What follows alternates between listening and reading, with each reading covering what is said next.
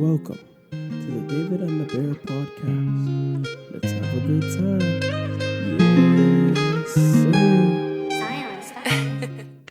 Welcome back, everybody, to another episode of the David and the Bear podcast. I'm here with a special, special individual in my life. He just so happens to be the chief of police at Alabama PD, Alabama A&M PD. He is a father, a man of God. He is a husband as well. And on top of being my boss, I can consider him a friend of mine, Chief Montrez Payton, or as most people call him, Chief Payton. Well, good afternoon. I'm not sure if I should refer to you as the bear. You know,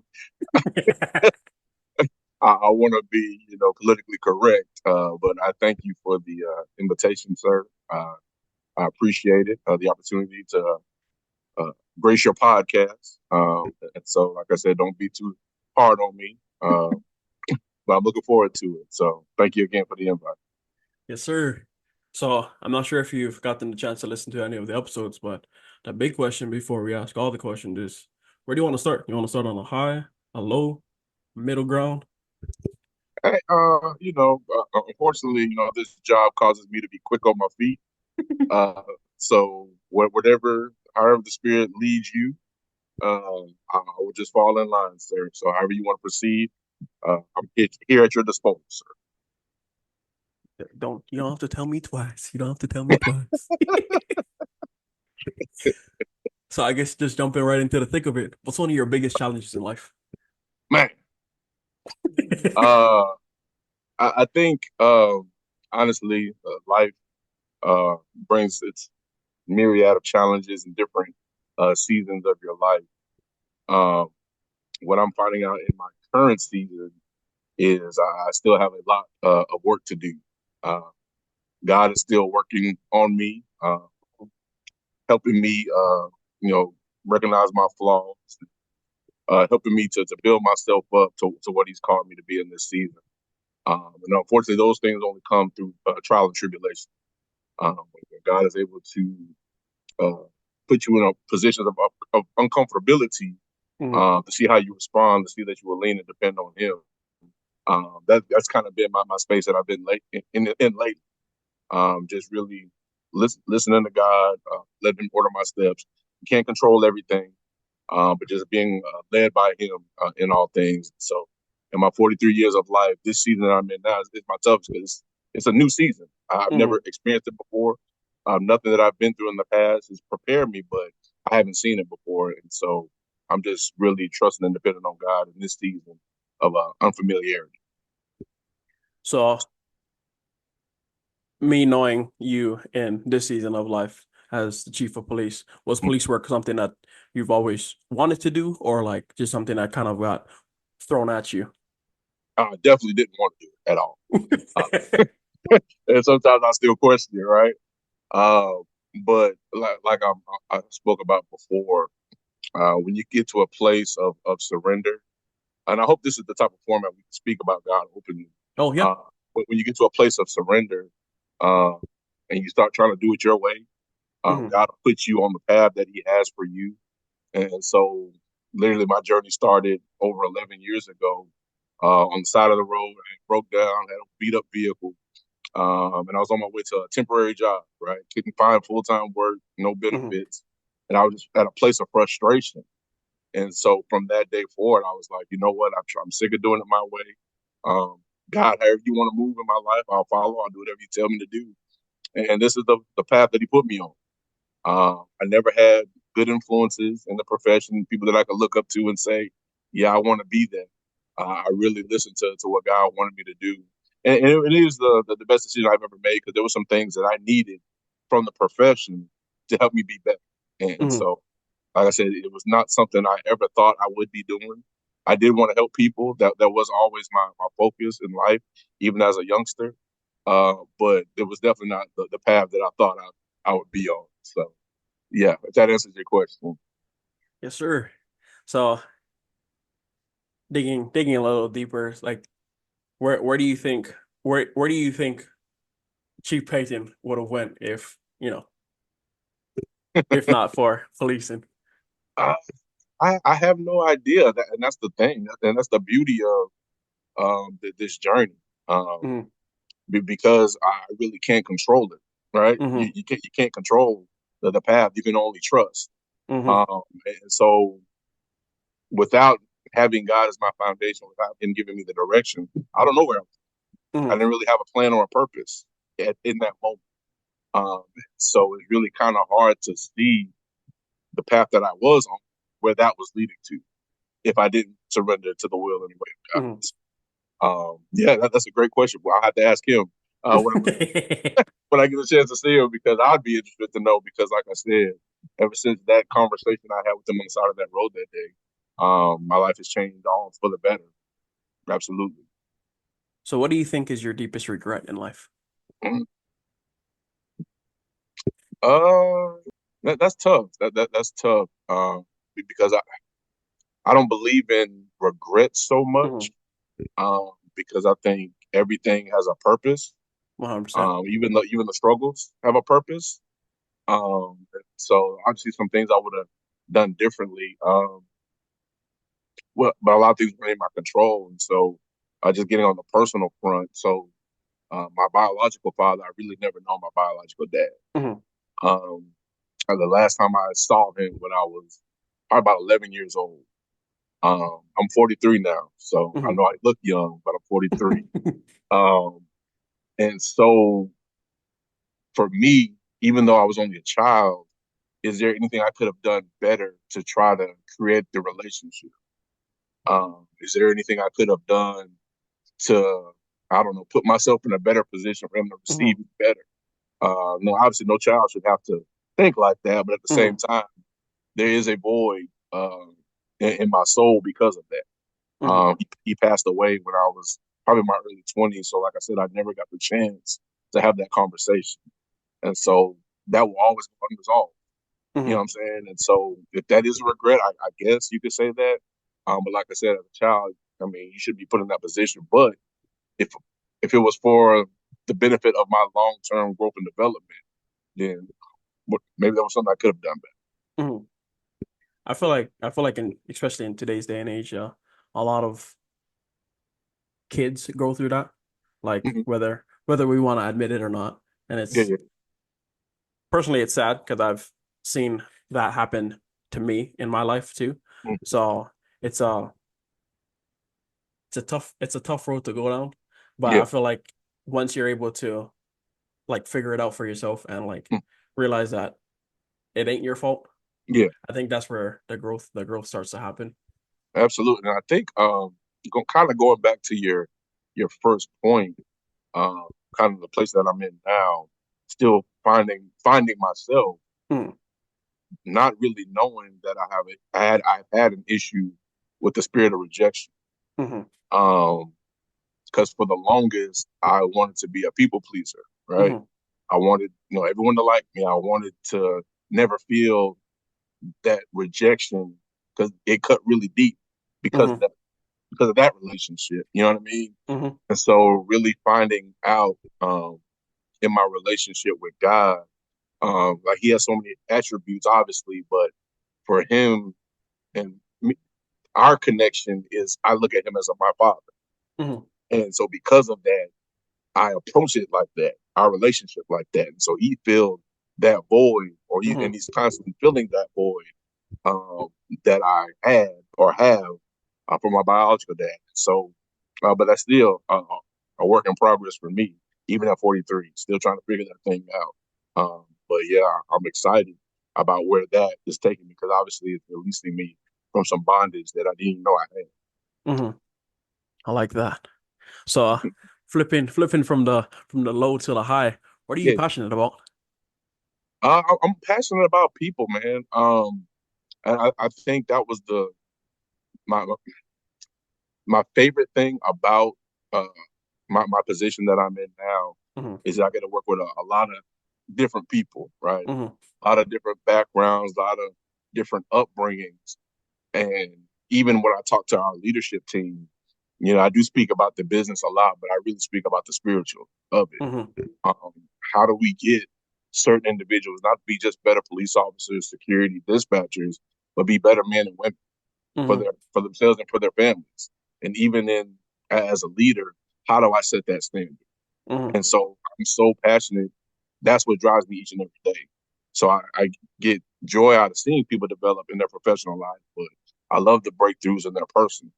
I love to see the levels of incremental growth in individuals, and so uh, that's kind of that really is what my greatest passion in the moment for sure. I like that. So now that we discussed your passions, what are you proudest of in your life so far, whether it be personal or work related? There's I mean, obviously a myriad of different layers to me. Obviously, I'm proud Hmm. father of two uh, full adults now, if you would. So I'm an empty nester, so I was able to obviously with the brunt of the work going to my wife, able to get our kids to be able to graduate high school. One's in Hmm. college, one's working, doing great things.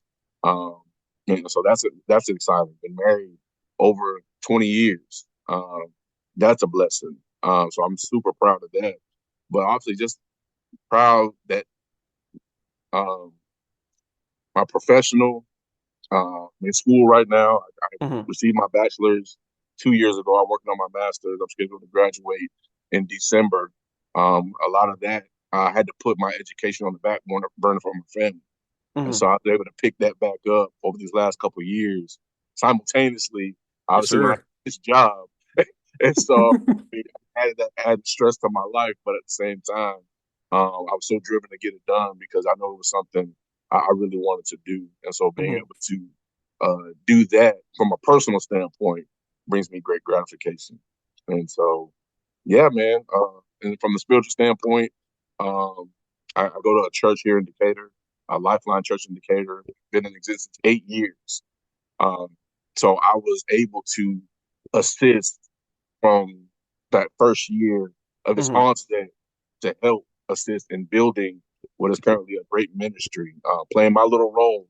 But it's really like one of the proudest things, one of the greatest things I've done thus far in my life because we took something where we had a church and a classroom to have a full blown ministry, our own building.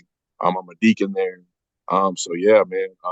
So yeah, those are the different levels of me, layers of me. Those are some proud moments in my life for sure. I like those. So looking at, at you wearing many different hats and going through many different phases of your life, people come and go because that's just what life is. Hmm. Looking back personally for you, what do you think are the most important qualities that you look for in a friend? Definitely trust. I think that Mm, starts with any serious relationship. Being able to count on, being able to count on someone. mm, Where if I'm down, you know what I'm saying, having that kind of connectivity with an individual who, regardless, who I am, what my title is, mm, I can come to you humble, broken, and you can kind of help pick me up. mm. Love, trust, that spiritual connectivity, obviously. Uh, yeah, I think for me, those are the greatest attributes. Honestly. Or you can, come to me for a joke, but I mean, he is a comedian as well. I didn't know that. We're just finding that out. So the many layers of the bear for sure. So for for Chief Payton personally, what Hmm. gives your life meaning? Like I said, I think we kind of touched on it a little bit. Definitely my faith. Hmm. Uh, I, I understand that God has a divine plan and a Hmm. purpose for me. I'm not here by happenstance. I'm not here just to take up space. Hmm. God has designed me specifically for a purpose for this world. Uh, as I'm transitioning into that purpose, He's making me uncomfortable. He's building me and Hmm. growing me for whatever that is. But that's exciting because obviously, if you're still here, that means He's still working Hmm. on, still dealing with you. And you still have time to exercise that purpose. So that's the meaning of my life. Yeah, the family, the kids, the wife are just benefits of the fruits Hmm. blessings of God. But in spite of all that, for me individually, He has something particular that I need to Mm-hmm. do. So trying to realize that and stay in that way of God is that brings my life to meaning. I've said to know that my whole life, but it's great to be able to understand that now, Mm-hmm. to be able to build and work towards that. So if you could send a message to like people who are going through transitions, whether it be like getting a new job or you know, transitioning from having a house full of kids to like you said, being an empty nester, Hmm. just transitions in general. Hmm. What piece of advice could you give to those people? Um, I'm big on trying not to make emotional decisions. Mm, Um, really trying to sit in it, pray about it, get guidance from it, or from God before any major decision. Um, Coming up, a lot of my issues, or I made very emotional decisions, mm-hmm. um, because I'm a semi-emotional person, right? I don't mind crying or whatever, but I am. So that caused me some pain and heartache Mm-hmm. on the journey because, like I said, I just made emotional decisions, not thinking about all outcomes, pros and cons. This is what God has for me or not, just doing. And so I would advise anybody, man, first and foremost, see God in everything that you do, Mm-hmm. because, like I said, He has a plan, a specific plan for you. And so the quicker you understand that, it's easier to be able to navigate these decisions that you have to make because it makes sure it's lining up with His will. It makes it easier for you. Mm-hmm. It doesn't put you in the wilderness like the children of Israel, right? Mm-hmm. Trying to get to the promised land, but it takes you 40 years. You 40 know what I'm years, saying? yeah. If you would have just listened, you could have been there much quicker, Mm-hmm. reaping the blessings and the benefits. But because you were hard, it took you on some detours. Mm-hmm. Uh, and so, yeah, just being patient and praying about all the decisions. So this next question has two parts to it. Okay. Who inspires you the most, and what qualities do they possess that inspire you? But it can't be Jesus because that's gonna be an easy answer. Yeah, that's the easy. I mean, from my notes. Obviously, there's so many people who have poured into my life, who have gave me so much encouragement, so many words of affirmation, positivity. But I think it all kind of starts with my mom. Mhm, Uh, my mom had me when she was 16 years old, high school, right? Mobile, Alabama. mhm, And so when she could have easily, dropped me off or let my grandmama take care of me so she could hang with her friends, she locked in, worked hard. So I get my work ethic from her. mhm. Um, I get uh, the love that she gave me, the strength that she gave me. I mean, it's just she's it, right? She's part of that foundation that I have. So definitely my mom. So do you feel like you have truly accepted and embraced who you are at your core? No, no, because like I said, whenever I start to think I know who I am, Mhm, something occurs that shifts, and like I said, it's not a bad shift and it's not a bad place, but it lets me know that I'm not where I need to be, or there's still mhm, room for growth, right? So I know what I want to be, but mhm, as I continue along this journey, I start to see like some of those remnants, some of those things that I know God is trying to take off of me, to burn off of me, that show themselves in moments of stress or mhm. frustration or whatever the case may be.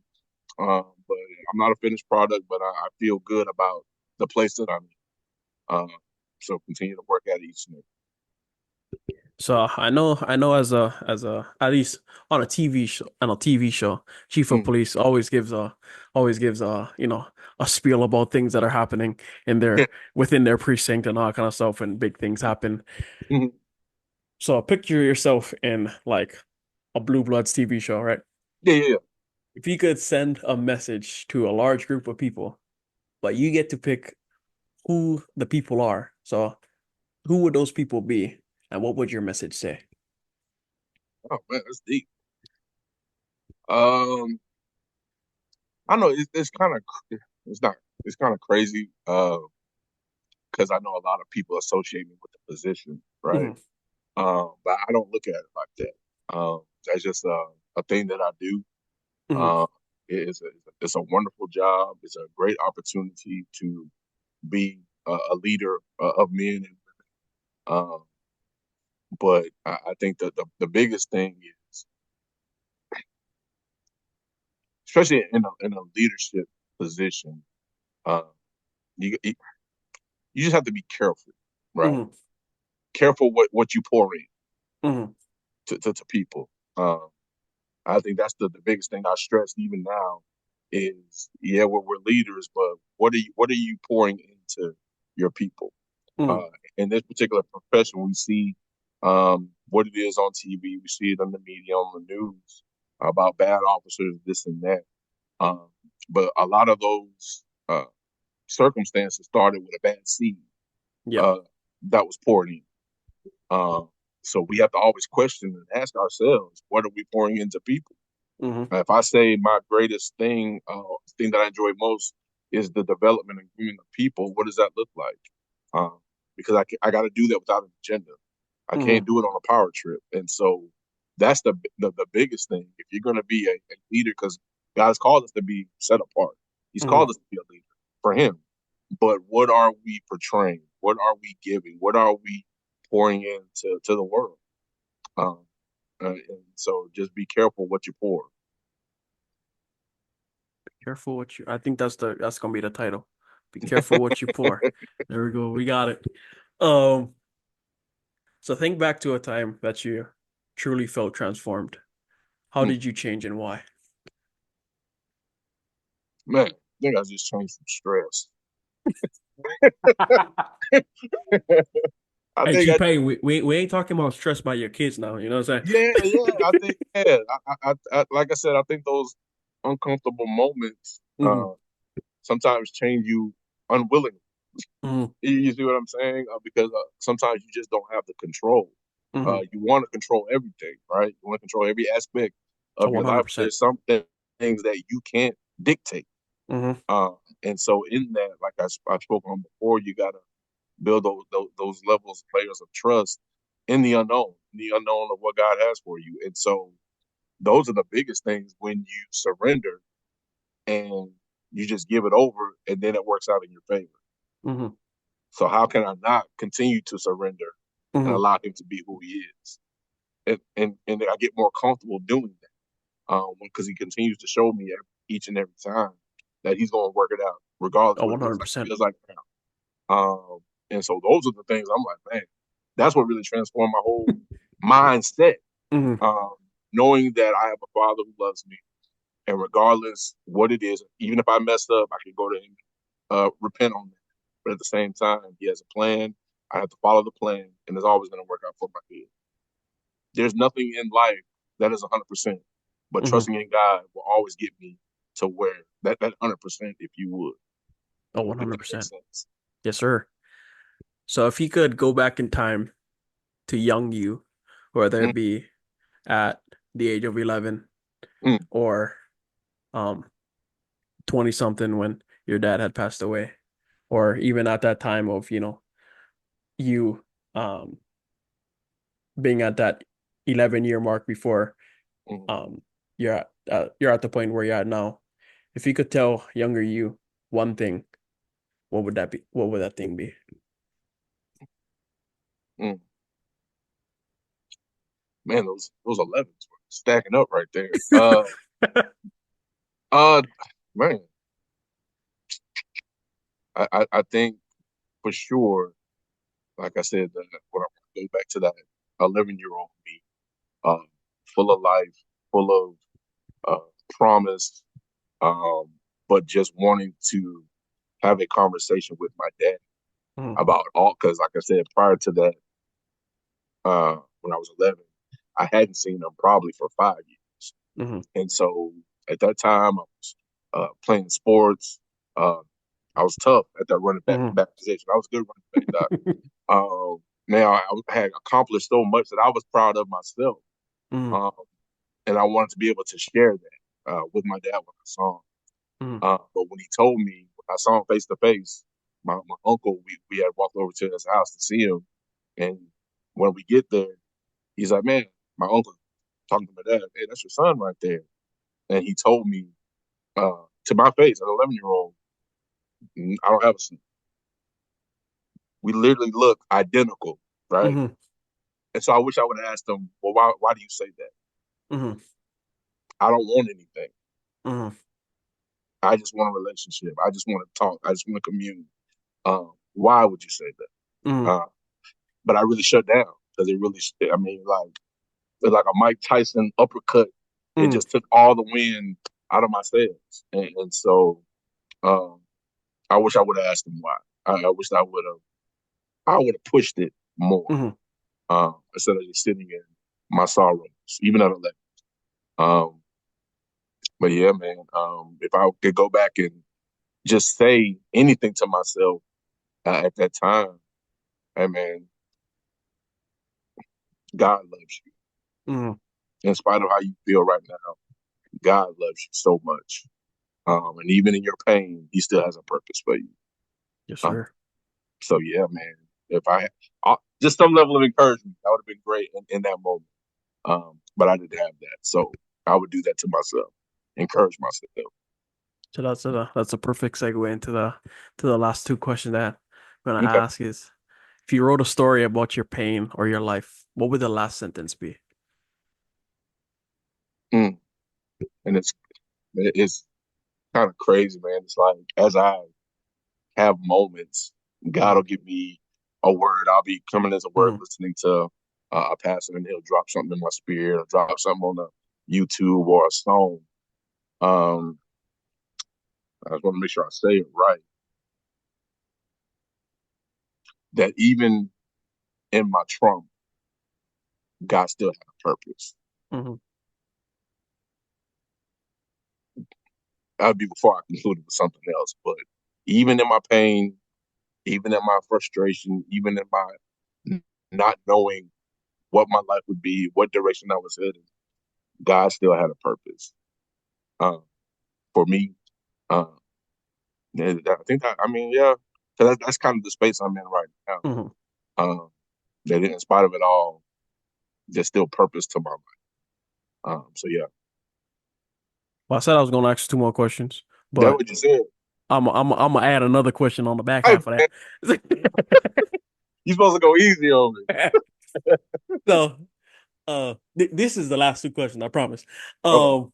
Um, what are some of the things, working at the college and, having kids of your own, one day having grandkids, what are some of the things you want to prevent the future generation or even your kids in the age that they're at now from going Mm. through that you went through?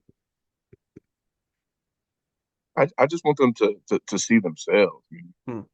Um, obviously, you can't prevent everything. Hmm. Um, some struggles are by design, uh, but some things are uh, to our own detriment, right? We do Hmm. them to ourselves. Um, I know I heard a pastor say, sometimes life be life, Hmm. but sometimes me be me. Hmm. Uh, Pastor Darius said, sometimes it's me be me, man. A lot of times in our generation, it's us be us, and we do Hmm. it to ourselves. There's never been a better time uh, to be the very, very best version of yourself. Never been a better Hmm. time. Uh, but to be able to focus that positivity and away from that negativity, to really go after the things that you want to do. Uh, there's nothing hindering, Hmm. but you're hindering. Yes, sir. So that would be my thing, man. Just people being able to tap in to their potential. I think today's generation has more potential than they've ever had at any point in history, just Hmm. as far as information, knowledge, and understanding, but it's not being applied properly. It's being applied through social media, through negativity, and those are the things that are getting the content and views. But if we can shift our focus and really see our own potential and really start tapping into that, we can change the world. Like that. So, you know, I'm only assuming that you're a music guy. That you're a I music mean, guy. yeah, yeah, yeah. So this is a fun question I like to ask all the people that I bring on. What's your theme song and why? Right. I mean, it's been my theme song for the past couple of years. Uh, it's Gucci Mane and Bruno Mars. I'm so fly. Uh, Talk about it. Talk I about it. mean, I just, it puts me in a nice space, man. Gives me confidence in myself. I just I mean, feel like good when if y'all ever see him on the A&M campus, I mean, like I, when he with that police officer's uniform, you know what hey, I'm don't tell my saying? secrets now. Don't tell. But yeah, man, this puts me in a great mood. Feel good when I listen to it. Driving around, I don't do it like I used to as a young person, hanging out the window and all that. But I mean, it just puts me in a great. Yeah, Gucci Man, Bruno Mars, I'm so fly. That's my theme song if there was. Mm-hmm. Yes, sir. So before I ask the closing question, I'm gonna open up the floor to you to pose a question back to me or the listeners of the podcast. Oh no, just one. I got like Oh, 10. I mean, like you can pose a many question because we on that A&M Zoom meeting, so you know what I'm saying. You know what I'm saying. Put me on the hot. Let's go switch that thing around. No, one thing I want to know how long you've been doing the podcast. Um, so I've been doing it since January. January 31st was my first episode that I posted. Yeah, was my first Okay. episode that I posted. So about, if I did the math correctly, about 8 months.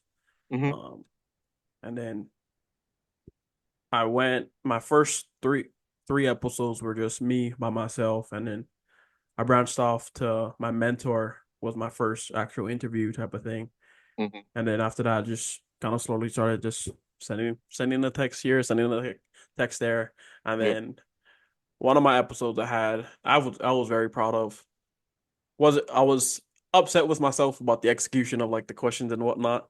Mm. Um, but I was proud of myself for getting him on was KD Hill. He was Hmm. a Division 1 athlete out of Ole Miss. He had Hmm. got into like a super bad car wreck. It was Yeah. actually between like Huntsville and like Birmingham, I believe, Hmm. where the accident happened. And then like amputee and everything. And Oh wow. he's out there doing great things. He was on Good Morning America and all that kind of stuff. So I think to answer your question, January 31st. Yeah, yeah. And what inspired you to start one? The biggest thing that inspired me was so her name is Martha. It was one of my former coworkers from the Boys and Girls Club back in Hawaii, and she was like, "Bro, you have a story. You Mm. should start a podcast." I was like, at that time, I think that was like right or during in Hawaii, it was like COVID was happening. So she has actually told me this like far before like I had moved up here. Um, and I was like, everybody's doing a podcast. I was like, I ain't gonna start a podcast. I'm just trying to follow the trend. And Yeah. then we had the conversation again back in like November of 2023. So really the podcast should have been started in like November of Hmm. 2023, but it took me, I'm a see, I'm gonna get myself in trouble because I'm talking to my boss now. But I'm a big procrastinator when it comes to certain things. So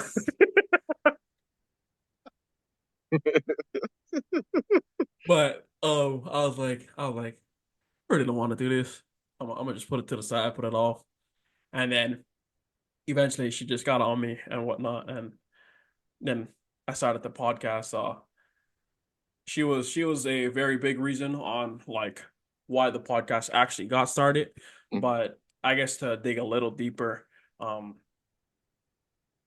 I love people and I love impacting people's lives.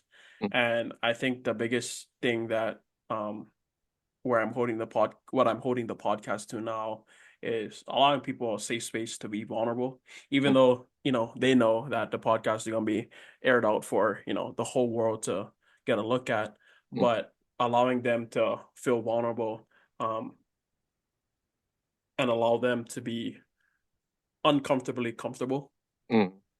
And I think that's kind of lost, like how we talked about today. It's kind of Yeah, a lost thing in this yeah, world yeah, where, because everybody's living in a snappable moment instead of living in the entire moment, yeah. whether it be like, oh, my friend went to the Bruno Mars concert, or oh, my friend went to the Rod Wave concert, or oh, my friend's doing this in college, my friend's doing this in college. It's like you don't see the late nights that they're spending in Mm. college crying because they can't finish an assignment, or Correct. like you don't see them struggling with this, that, and the third. So I Yeah, feel like allowing people to see the struggle, yeah, embrace the struggle, and then figure out what to do next. yeah. So Oh, that's good. And my last one, I ain't gonna give y'all 10, but you probably kind of alluded to it. What are you hoping 3, 5 years from now, specifically as it pertains to the pod, Mhm. uh, that you would like to accomplish? Oh, no, no, no, no. I got it. If you had an opportunity to interview someone, Mm. who was that person you want to interview? I can't say Jesus, though, right? No, I mean, that's what you said. So, um, shoot, I really don't know, to be honest. hmm, I don't think I really have a like I want to say I had him on the podcast type of thing, or had him or her on the podcast type of thing. hmm, Um, yeah, like can't really answer that question. Like hmm, I truly don't know. hmm, Um, I feel like everybody brings something new to the table, hmm, so I'm constantly learning about the the guests that I bring on, hmm, even though I may have known them for like 7 to 8 years, or yeah, just met them a month ago. It's yeah. like I'm and that's why whenever I send the questions out, for those of y'all who haven't been a guest on my podcast yet, I'm sorry, can't get to all of y'all. But the way that I set it up is I send them the questions first that Hmm, I ask, and I never ask for a response back. hmm, I just ask y'all to hold yeah, y'all's response until we get on the show, because I want to be just as surprised when I hear the answer as hmm, the listener is. So that way I feel like I'm also learning about the person and not just having, information that's already been passed to me. So I yeah. feel, yeah, I honestly don't know who my like ideal celebrity guest would be. Hmm. Uh, I mean, like, probably if I had to choose one, would probably be like Snoop Dogg or something like that. Yeah. So, or No, like, no, or like man. Deshaun Jackson or something like that. But it's like I don't really have one, to be honest. Okay, okay. That's dope. But I'll say this: think about it, because you never know who's listening. Mhm, You never know what God has on the path, people that God will put in your path who mhm, are connected to certain things. And so that's what I want people to understand, man. Don't ever limit yourself. mhm, Don't ever limit what you can and can't do. Because, like I said, there's so much potential. There's so much untapped potential in all of us that we mhm, don't even scratch the surface. Because, like I said, God has created us for certain things to reach certain people, and we never know how that avenue will happen. mhm. So definitely, think about that. I think, man, this is great. It's a great space. I appreciate you letting me on. I hope I wasn't too boring. Oh You know, no, no, we good, we good. nobody went here for the popo. You know what I'm saying? I appreciate the opportunity to come and speak with you on this level for sure. Yes, sir. So to close everything out, what's one piece of advice you can share with the listeners of the David and the Bear podcast? Who's David? That's you, David, and you're the bear. Is that your spirit animal? No, no, no, no. So David from the Bible. David Yeah. from the Bible. Yeah, yeah. Where's the bear come from? So So I guess the inspiration of it comes from 1 Samuel chapter 17, Mhm, where David's delivering bread to his brothers, mhm, and then he goes into the tent and Saul's like, "You're not gonna be able to defeat Goliath," yada mhm. yada yada. And then David's like, "What are you talking about? I'm a shepherd boy." Yeah, yeah. And God's delivered the bear into my hand. God's Mhm, delivered the lion into my hand. And I could have went with David and the lion, but mhm. David and the bear has a better ring to it. So that's why I went with the bear. So a little bit of biblical and a little bit of like personal preference. I was like Got you. David and the lion. David. I was like DMB sounds better than not Dave and Buster's. You know what I'm Yeah. saying?